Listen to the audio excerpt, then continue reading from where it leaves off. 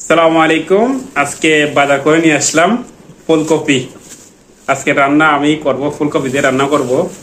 তারপরে নিয়ে আসলাম কলা।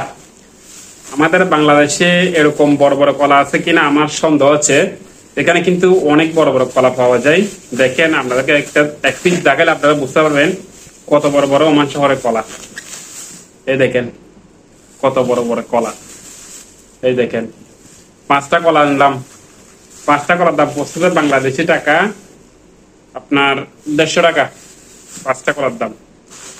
আর আমাদের বাংলাদেশে আরেকটা কথা, তরমুজ কেজি মাফা বিক্রি করে। এখানেও কেজি মাফা বিক্রি করে, কেজি মাফা বিক্রি করতেছে। আমি নিয়ে আসলাম, কিন্তু এরকম বাংলাদেশে এরকম হাফ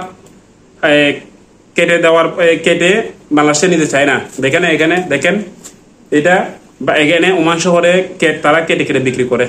এটা নিলাম, এটা পড়ছে বাংলাদেশি টাকা আপনার 90 টাকা।